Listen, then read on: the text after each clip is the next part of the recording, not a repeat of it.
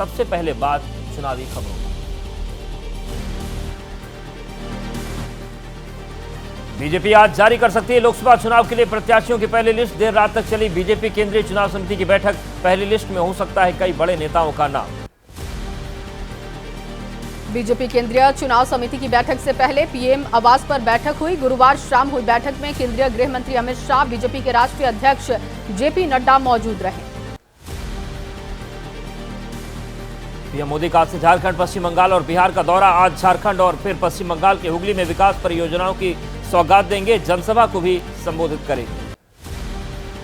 प्रधानमंत्री मोदी पश्चिम बंगाल में लोकसभा चुनाव के अभियान का आगाज भी करेंगे। हुगली में पीएम मोदी की रैली की तैयारियां पूरी। कल कृष्णा नगर में भी जनसभा को संबोधित करेंगे। असम में बीजेपी और सहयोगी दलों में सीटों का बंटवारा फाइनल। राज्य की 14 लोकसभा सीटों में बीजेपी 11, असम गण परिषद 2 और यूपीपीएल की एक सीट पर चुनाव लड़ेगी। हेमंता बिस्वा शर्मा ने फिर साधा राहुल पर निशाना। कहा, जनता ने प्राण प्रतिष्ठा समारोह के दौरान राहुल को असम में देखा, तभी से शुरू हो गई थी कांग्रेस की पतन यात्रा।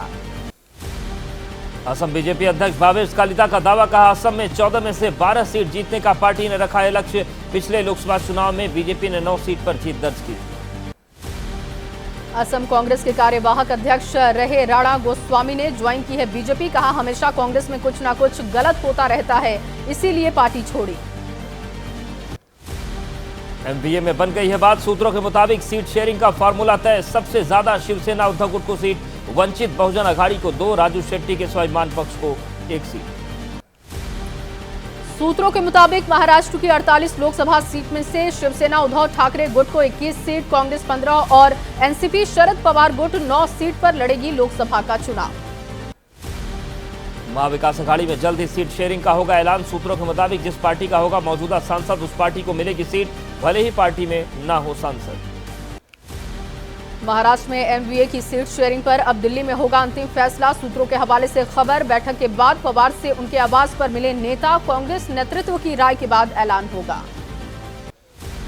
बीजेपी नेता शहनवाज हुसैन ने तेजस्वी और राहुल की यात्रा पर साधा निशाना किया। दावा, बिहार बीजेपी को 40 सीटों पर जिताकर जिताएगा पीएम मोदी पर विश्वास।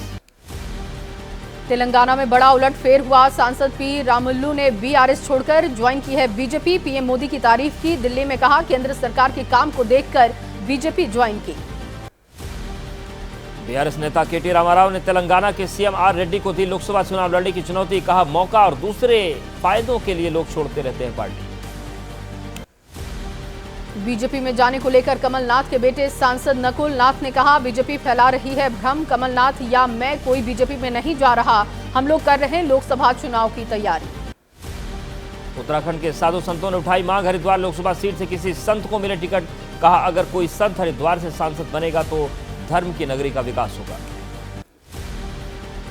यूपी के 3 दिवसीय दौरे पर निर्वाचन आयोग की टीम पर ही लोकसभा चुनाव की तैयारियां। सूत्रों के मुताबिक पहले दिन जरूरी संसाधनों की व्यवस्थाओं पर चर्चा की। निर्वाचन आयोग की टीम ने सभी दलों के प्रतिनिधियों से अलग अलग की मुलाकात। आज प्रदेश के सभी आला अधिकारियों के साथ बैठक कर लोकसभा चुनाव की तैयारियों का लेगी जायजा। लोकसभा चुनाव के लिए सीएपीएफ की आज से पहले चरण की तैनाती। सूत्रों के मुताबिक केंद्रीय सशस्त्र पुलिस बलों के 3,04,000 से अधिक कर्मियों की अलग अलग राज्यों में होगी तैनाती। खबर है कि इस हफ्ते के अंत में पश्चिम बंगाल और नक्सल प्रभावित इलाकों में सुरक्षा बल के जवानों की होगी तैनाती। जम्मू कश्मीर में भी पहुंचना शुरू कर देगी सीएपीएफ। 7 मार्च से दूसरे चरण की तैनाती की कवायद। सूत्रों के मुताबिक मार्च के दूसरे और तीसरे हफ्ते में बाकी जगहों पर तैनाती होगी। कमांडिंग अधिकारियों को चुनाव ड्यूटी से जुड़ा आदेश जारी। 9 सेकंड न्यूज में हिमाचल प्रदेश में मचे सियासी घमासान से जुड़ी खबरों की बात करेंगे।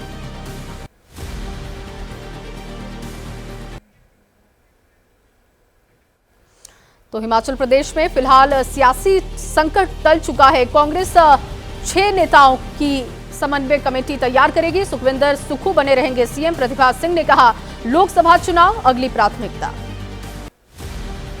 बीजेपी नेताओं के बयानों पर सुक्खू ने कहा, हमें 5 सालों के लिए जनादेश मिला, बीजेपी जनादेश न चुराए, हमें काम करने दे। सीएम सुक्खू ने कहा, बीजेपी की नीयत में खोट है। सीएम सुक्खू ने कहा, षड्यंत्र के तहत मेरे इस्तीफे की झूठी खबर फैलाई गई, मेरी कमी रही, मैं शराफत में रह गया। बागियों की माफ की जा सकती है गलती, कांग्रेस में आना चाहें तो उनका स्वागत। सीएम रहने के सवाल पर बोले डीके शिवकुमार, राज्य में कांग्रेस की सरकार है, सुक्खू सीएम है। हुड्डा ने कहा, ये काल्पनिक सवाल, सारे मतभेद दूर हो गए हैं, सभी एकजुट हैं। कांग्रेस नेता भूपेंद्र सिंह हुड्डा ने कहा, राज्यसभा सीट खोने का दुख है, अब एक होकर लोकसभा का चुनाव लड़ेंगे, कोई बयानबाजी नहीं करेगा। पार्टी ने 6 सदस्यों की कमेटी बनाने का ऐलान किया।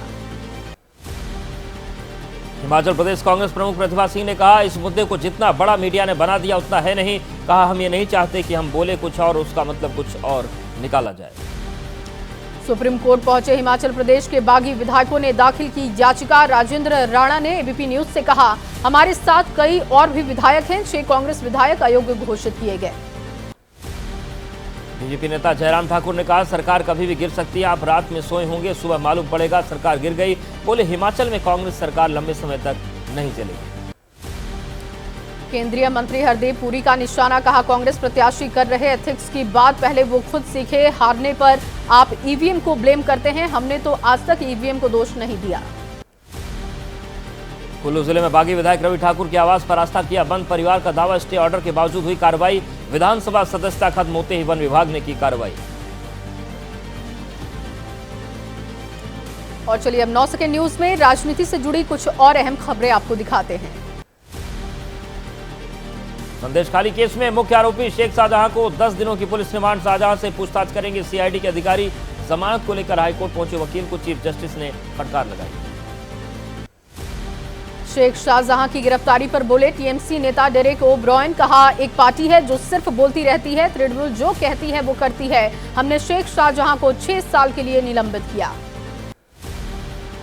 संदेशखाली घटना पर बोले बंगाल बीजेपी अध्यक्ष सुकांत मजूमदार, का शेख शाहजहां को बचाने की कोशिश।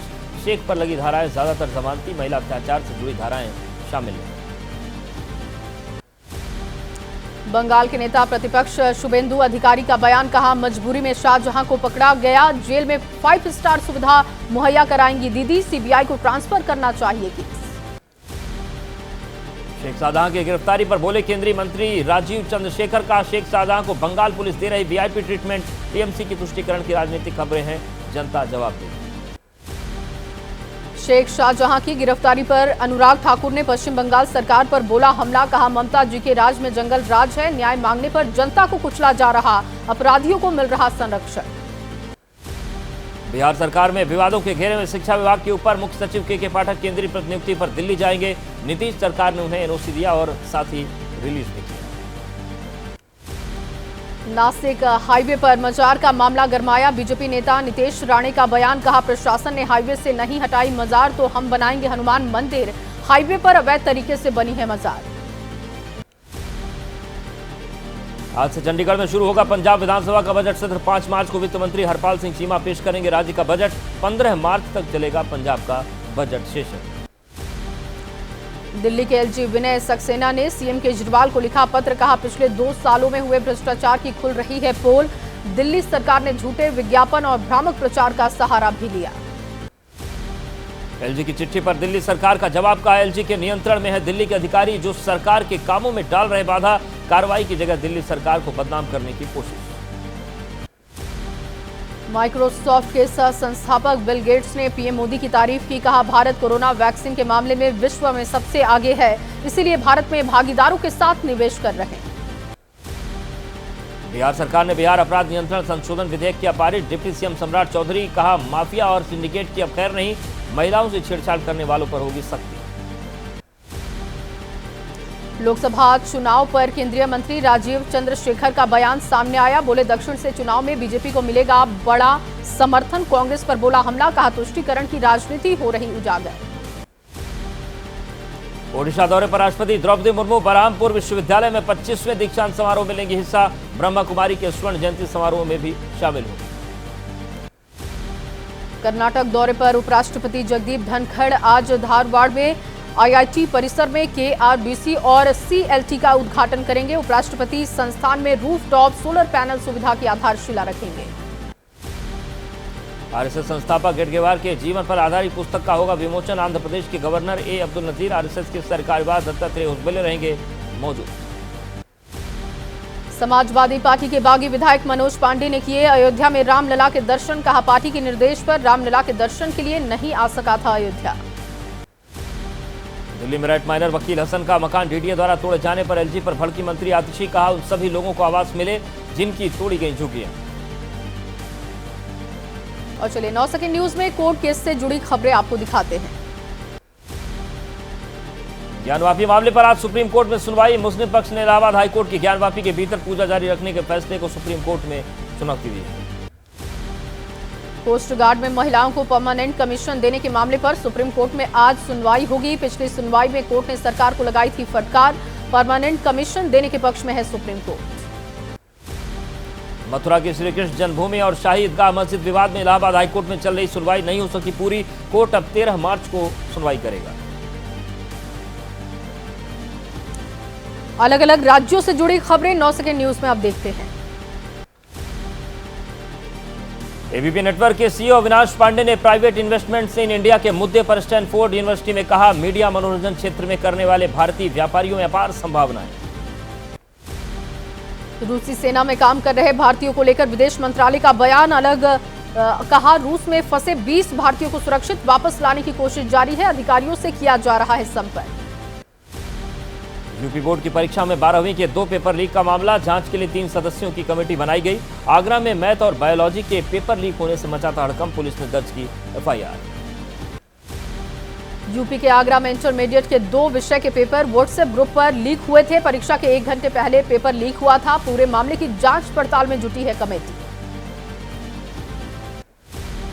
प्रयागराज में आरओ परीक्षा रद्द कराने की मांग जारी। आज भी प्रयागराज में धरना स्थल पर इकट्ठा होंगे अभ्यर्थी। दोबारा परीक्षा कराने की मांग को लेकर जारी है प्रदर्शन।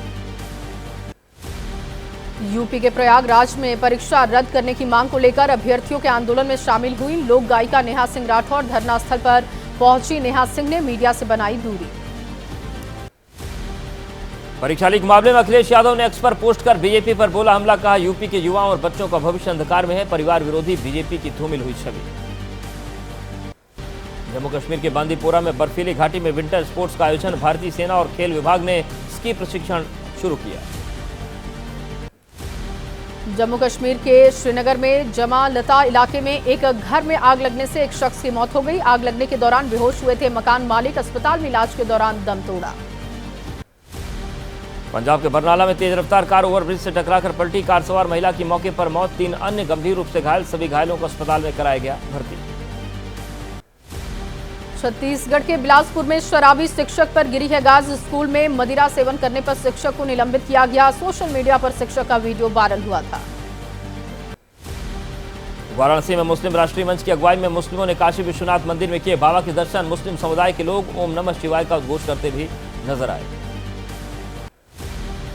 सेमीकंडक्टर मिशन की दिशा में केंद्र सरकार का एक बड़ा फैसला। 3 प्लेयर्स को सेमीकंडक्टर प्लांट लगाने को मिली है मंजूरी। अभी तक इंपोर्ट करता था भारत। बिल गेट्स ने नागपुर के चायवाला डॉली चाय का लुत्फ उठाया। चायवाला के स्टाइल का बिल गेट्स ने वीडियो पोस्ट किया। चाय देने के तरीके की वजह से वायरल हुआ था डॉली। और अब 9 सेकंड न्यूज में किसान आंदोलन से जुड़ी खबरें देखते हैं। पंजाब के खनौरी बॉर्डर पर झड़प के दौरान मारे गए किसान शुभकरण सिंह का बठिंडा में हुआ अंतिम संस्कार। उनके पैतृक गांव में नम आंखों से दी गई अंतिम विदाई। आंदोलन के दौरान लगी थी गोली। किसान आंदोलन के दौरान गोली लगने से मारे गए थे किसान शुभकरण सिंह। पंजाब पुलिस ने दर्ज किया था एफआईआर। किसान की मौत की होगी जांच। हत्या के लिए जिम्मेदार लोगों की जांच। पंजाब हरियाणा बॉर्डर पर डटे किसान। दिल्ली चलो मार्च को लेकर किसान नेताओं ने नहीं किया कोई ऐलान। 29 फरवरी को लेना था फैसला। अब तक 4 राउंड की किसानों और सरकार की बातचीत बेनतीजा। और अब 9 सेकंड न्यूज में बात अपराध जगत से जुड़ी हुई। उत्तर प्रदेश के कानपुर में तंबाकू कारोबारी के ठिकानों पर आयकर विभाग की रेड। टैक्स चोरी के आरोप में इनकम टैक्स विभाग की टीम ने बंदीधर एक्सपोर्ट के कई ठिकानों पर छापेमारी। यूपी के मुरादाबाद में कारोबारी के बेटे की हत्या मामले में परिजनों ने पुलिस की कार्रवाई पर उठाए हैं सवाल। परिजनों का दावा फिरौती के लिए बेटे की हत्या हुई। राजस्थान के अलवर में लव जिहाद का मामला सामने आया। हिंदू लड़कियों पर साथ पढ़ने वाली मुस्लिम छात्राएं बना रही थी धर्म परिवर्तन कर मुस्लिम युवक से दोस्ती का दबाव। देहरादून में एमएलए हॉस्टल के पास नाबालिग की संदिग्ध परिस्थितियों में मौत। कांग्रेस विधायक सदन को छोड़ मौके पर पहुंचे, रेप और हत्या का आरोप लगाया। जांच में जुटी है पुलिस। मध्य प्रदेश के गुना में पंचायत कार्यालय के अधिकारी का किसान पर फूटा गुस्सा। बाथरूम में किसान को बंद कर जमकर पीटा। अधिकारी का वीडियो वायरल। अधिकारी गगन वाजपेयी पर केस दर्ज। नफे सिंह राठी के परिवार को लगातार फोन पर मिल रही जान से मारने की धमकी। नफे सिंह की हत्या के बाद से कई बार धमकी मिल चुकी है। परिवार ने पुलिस को जानकारी दी। नफे सिंह के परिवार ने धमकी भरे फोन की पुलिस को जानकारी दी। पुलिस धमकी वाले नंबरों की कर रही है जांच। पुलिस का दावा धमकी करने वाले की पहचान हो गई है, जल्द गिरफ्तारी होगी। नफे सिंह को श्रद्धांजलि दी जा रही है। समारोह में पहुंचे कांग्रेस नेता दीपेंद्र हुड्डा के सामने परिवार को धमकी भरा कॉल आया। हुड्डा ने कहा, हरियाणा सरकार में चल रहा जंगल राज, खुलेआम घूम रहे अपराधी। राजस्थान के भरतपुर में पेपर लीक मामले में आरोपी हर्षवर्धन मीणा की ससुराल पहुंची एसओजी टीम। कई संदिग्ध दस्तावेज किए जब्त। हर्षवर्धन के साले को पूछताछ के लिए साथ ले गई टीम। बिहार के दरभंगा में बर्थडे पार्टी में कैमरामैन की गोली लगने से मौत हो गई। हर्ष फायरिंग के दौरान कैमरा पर्सन को गोली लगी थी। घटना का आरोपी फरार है। पुलिस मामले की जांच में जुटी है। उत्तराखंड के रुद्रपुर में नाबालिग से दुष्कर्म के आरोपी ने वीडियो किया वायरल। पुलिस ने रेप के आरोपी को किया गिरफ्तार। पीड़िता की मां की तहरीर पर पुलिस ने कार्रवाई की। उत्तराखंड में हल्द्वानी बनभूलपुरा दंगे का फरार आरोपी अब्दुल मोईद गिरफ्तार किया जा चुका है। नैनीताल पुलिस ने दिल्ली से आरोपी को दबोचा। 8 फरवरी से चल रहा था फरार।